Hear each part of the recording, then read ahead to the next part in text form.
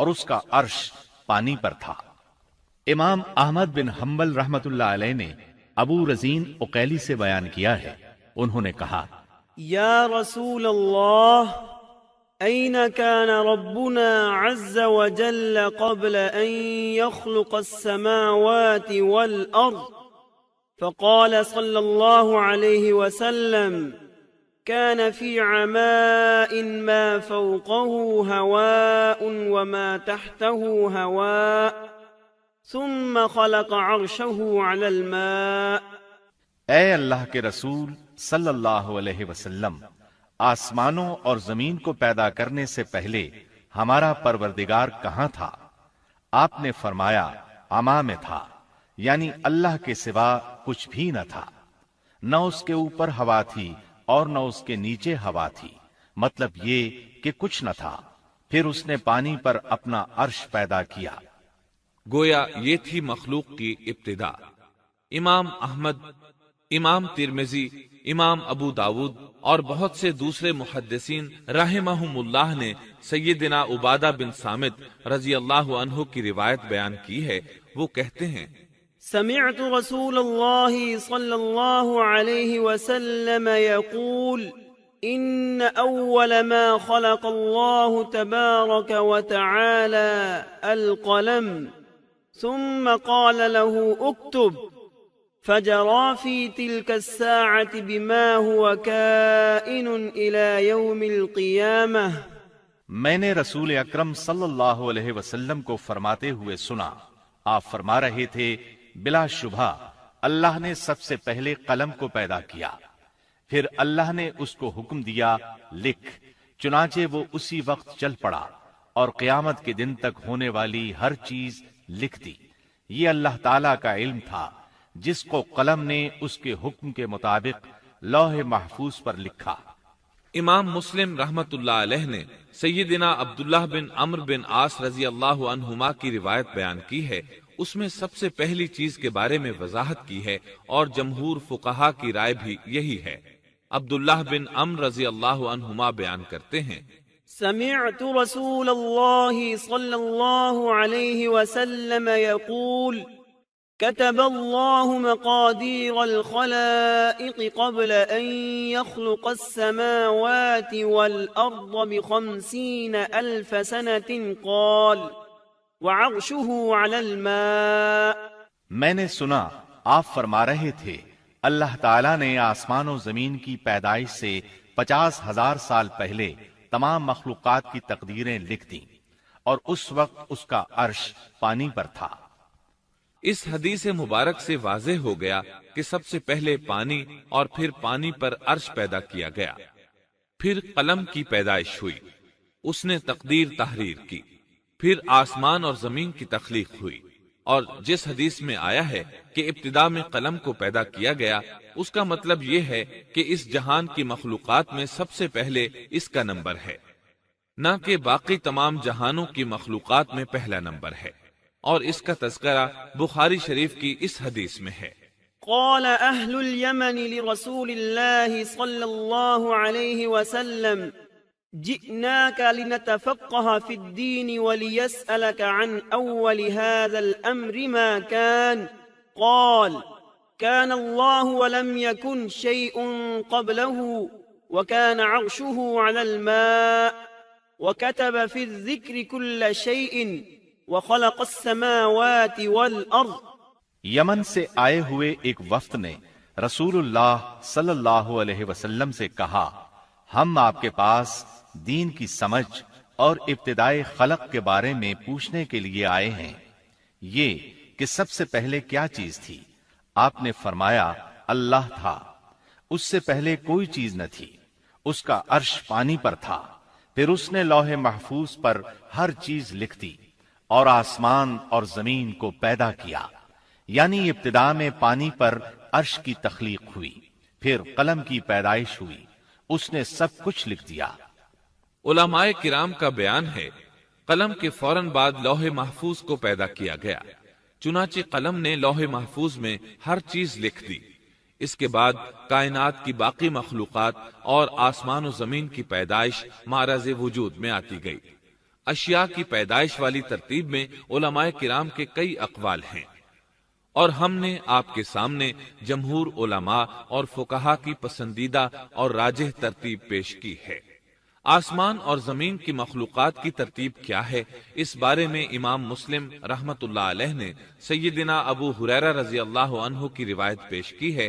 وہ کہتے ہیں، أخذ رسول الله صلى الله عليه وسلم بيدي فقال: خلق الله عز وجل التربة يوم السبت وخلق فيها الجبال يوم الأحد وخلق الشجر يوم الاثنين وخلق المكروه يوم الثلاثاء وخلق النور يوم الأربعاء وبث فيها الدواب يوم الخميس وخلق آدم عليه السلام بعد العصر من يوم الجمعة في آخر الخلق في آخر ساعة من ساعات الجمعة فيما بين العصر إلى الليل۔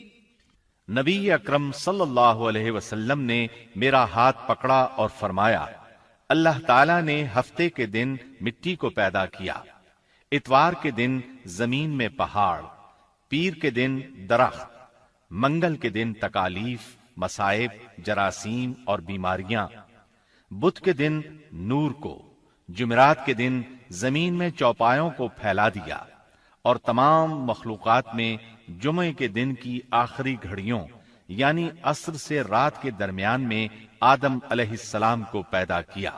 مطلب یہ کہ ابتدائے آفرینش میں جن مخلوقات کی تخلیق ہوئی ان میں سے آخری مخلوق انسان تھا۔ اس حدیث میں مختلف حالات کو نہایت وضاحت سے بیان کیا گیا ہے۔ اس سے بخوبی پتہ چل گیا کہ ابتدائی مخلوقات کی ترتیب کیا تھی۔ ان میں سے آخری نمبر آدم علیہ السلام کا تھا، جبکہ آدم علیہ السلام نسل انسانی میں سب سے پہلے اور تمام انسانوں کے باپ ہیں۔ انسانوں سے پہلے فرشتے اور جن پیدا ہو چکے تھے۔ صاحب عقل مخلوقات میں سب سے پہلا نمبر فرشتوں کا، دوسرا نمبر جنوں کا اور آخری نمبر انسانوں کا ہے۔ فرشتوں کا اصل ٹھکانہ آسمان ہے۔ اللہ تعالی سورۃ الشورى آیت 5 میں فرماتے ہیں، تكاد السماوات يتفطرن من فوقهن والملائكة يسبحون بحمد ربهم ويستغفرون لمن في الأرض ألا إن الله هو الغفور الرحيم۔ قریب ہے کہ آسمان اپنے اوپر سے پھٹ پڑے اور تمام فرشتے اپنے رب کی تسبیح اور تحمید بیان کر رہے ہیں اور زمین والوں کے لیے استغفار کر رہے ہیں۔ خبردار، اللہ تعالی معاف کرنے والا، رحمت کرنے والا ہے۔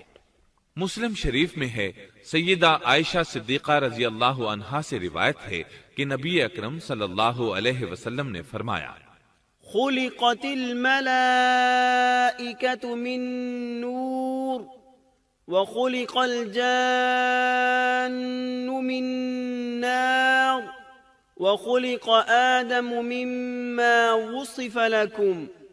فرشتوں کو نور سے اور جنوں کو آگ سے پیدا کیا گیا، اور آدم کو اس چیز سے پیدا کیا گیا جو تمہارے لیے بیان کر دی گئی، یعنی مٹی سے۔ فرشتوں کی تخلیق کے بعد جنوں کو پیدا کیا گیا۔ جنوں کو بھی انسانوں سے پہلے پیدا کیا گیا تھا، جیسا کہ اللہ تعالیٰ سورۃ الحجر آیت 27 میں فرماتے ہیں، وَالْجَانَّ خَلَقْنَاهُ مِن قَبْلُ مِن نَّارِ السَّمُومِ۔ اور اس سے پہلے جنات کو ہم نے لو والی آگ سے پیدا کیا۔ جنات کے بارے میں بہت زیادہ آیات و احادیث موجود ہیں۔ اللہ تعالیٰ فرماتے ہیں، خلق الجان من مارج من نار۔ اور جنات کو آگ کے شعلے سے پیدا کیا گیا۔ मारिज आग के भड़कते शोले के किनारे को कहते हैं। गोया जिनों को आग की जड़ से नहीं बल्कि आग के शोलों के किनारे से पैदा किया गया है। कुरान मजीद में अल्लाह ताला ने इब्लीस शैतान का कौल नकल किया है। خلقتني من نار तूने मुझे आग से पैदा किया। इसी तरह पहले भी बयान हो चुका है कि अल्लाह ने फरमाया, والجان خلقناه من قبل من نار السموم और इससे पहले जिन्नात को हमने लू वाली आग से पैदा किया। ये है जिन्नात की असल और बुनियाद। इब्लीस मलऊन भी जिन्नात में से है और इस मसले में किसी को तरद्दुद और शुबह नहीं होना चाहिए, इसलिए कि कुरान मजीद में है, إلا إبليس كان من الجن और इब्लीस जिन्नों में से था। मतलब ये कि वो फरिश्तों में से नहीं था। हसन बसरी रहमतुल्लाह अलैह फरमाते हैं, वो पलक झपकने के बराबर भी फरिश्तों की जिन्स में दाखिल नहीं हुआ और न ही वो कभी फरिश्तों में शुमार हुआ है। वो जिन्नात में से है क्योंकि उसने खुद इकरार किया था। خلقتني من نار ऐ अल्लाह, तूने मुझे आग से पैदा किया है। अगर ये फरिश्ता होता तो उस वक्त कहता, ए अल्लाह, तूने मुझे नूर से पैदा किया है। इसलिए इब्लीस का जिन होना रोजे रोशन की तरह आया है। सैयदना अब्दुल्लाह बिन अम्र रजी अल्लाह अन्हुमा और सैयदना अब्दुल्लाह बिन अब्बास रजी अल्लाह अन्हुमा फरमाते हैं, आदम अलैहिस्सलाम से 2000 साल पहले जिन्नात पैदा किए गए। वो हमारी इस जमीन पर रिहाइश पजीर थे। आहिस्ता आहिस्ता वो फिस्क व फुजूर में मुब्तला हो गए। जब वो फितना फसाद में हद से बढ़ गए, नाहक खून बहाने लगे, तो अल्लाह ताला ने उनकी तरफ फरिश्तों का अजीम लश्कर भेजा। उनसे जिन्नात की जबरदस्त मारका आराई हुई। इस मारका आराई में फरिश्तों ने जिन्नात को तहस नहस कर दिया और वो समुद्रों की जजीरों में पनाह लेने पर मजबूर हो गए। जमीन के हर बरे आजम से उन्हें जिला वतन कर दिया गया। चुनाचे आज तक उनका मस्कन यही जजीरे और अजीम मराकिस हैं। ये वाकया आदम अलैहिस्सलाम की तख्लीक से पहले हो चुका है। अहादीस मुबारका में है कि इब्लीस मलऊन का एक तख्त है और वो तमाम जिन्नात का सरदार और हुक्मरान है। उसका शाही तख्त पानी पर है, अगरचे उसकी मुतय्यन जगह हमें मालूम नहीं। यहाँ तक जिक्र था सैयदना आदम अलैहिस्सलाम की पैदाइश से पहले का।